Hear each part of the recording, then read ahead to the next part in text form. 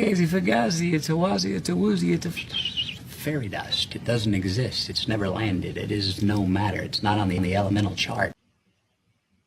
Hey, what's going on? It's your local realtor here and your local loan officer here, Ronnie. We're here just to kind of give you guys some information on what's going on in real estate. We love to educate you guys. So let's go ahead and jump into this video that we stood out to us that we want to share with you guys.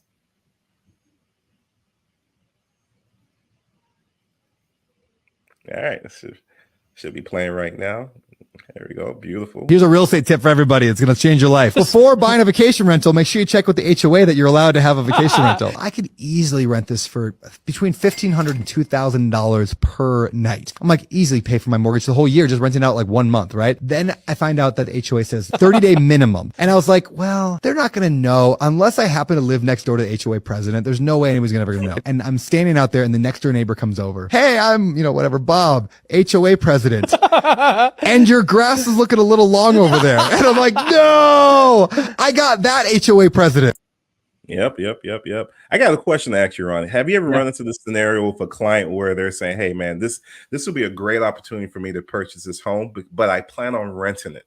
I want to buy in this HOA community because I know I can Airbnb it, but my rates would be way more favorable if I actually buy it as a primary home, but I plan on renting it. So yeah, no, obviously that's a no-no in the mortgage world. If you're gonna buy it, it's have your intent is to do. So if you're planning on renting it out, we got to buy it like you're renting it out. And also when you do that, it also helps you qualify for the property because we can use rental income to help with qualifications. But really there's two options. Either you're living there, it's going to be your primary resident, or it's not. And if it's not, it could be a second home or it could be an investment home or whatever that may be. But I actually, funny enough, had a client that was in a similar situation, had a property, and they was like a single family community, house where you figure people think of HOAs like condos, right? Can I rent it out? Can I do this? Mm-hmm. And this property was, on water. So it was nice. It was very desirable to vacation spot. And they decided to rent it out. And of course, HOA had a very similar rule. It took, I think, about, let's say 5 or 6 months for them to get caught with, someone complaining or seeing lots of cars go in the driveway, or maybe it's people partying, people on vacation, right? So it's not like they're having big ragers, but they're on vacation. They're having a party. They're probably outside on a Tuesday night that may be a little bit loud. So yes, this is a great video to just be careful and look at those guidelines in HOA. Even if the HOA is minimal, it's not always condos, which most people think about when it comes to HOAs. Well said. Like you said, you'll think even if you live in a residential community, hey, this is a single family home. I shouldn't have any issues with doing what I want with my property. In this case, hey, I want to rent it out. Well, if you live in the HOA, they have bylaws for a reason. So you got to be extremely familiar with what those bylaws are.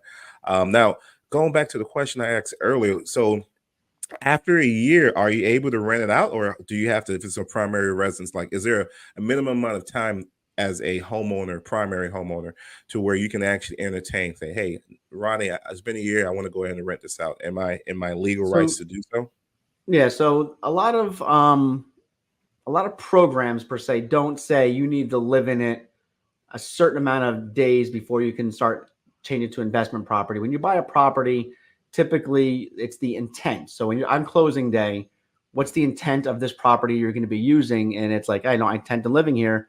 For instance, I had a client a couple of years back, couple bought the house, and then 4 months later, they went their separate ways, right? They're getting a divorce and that. So what were they going to do with the property, right? Okay. So their options were to sell it to somebody, refinance it, buy the other person out. And then, for the short term, they both moved out of it, and then they rented it. It was about 6 months probably once it's all played out to after they bought it. So you just got to be careful, because even a short amount of time, it may cause some red flags, and you may just need to do a lot of explaining to some of the banks. But again, typically after a year, let's just use, of living there, and then something else happened, whatever it is, you're growing family, you're in a relationship now. So, you bought that duplex, right? That was a small duplex that you lived on one side, and now you want to upgrade and buy something else. You know, you can do that down the road. Yeah, that's why it's key. If you have any questions or any concerns, talk to a professional. You can research as much as you want online. Don't get me wrong, there's some good information out there, but there's also a lot of misinformation out there. So key is talk to your professional, and key is to know what's going on in this particular case with your HOA if you're entertaining and possibly renting it out or doing something else that's not traditional to that HOA community. Yep. So as always, appreciate you guys' time. Until next time. Yep. And stay local. Stay local. I love it.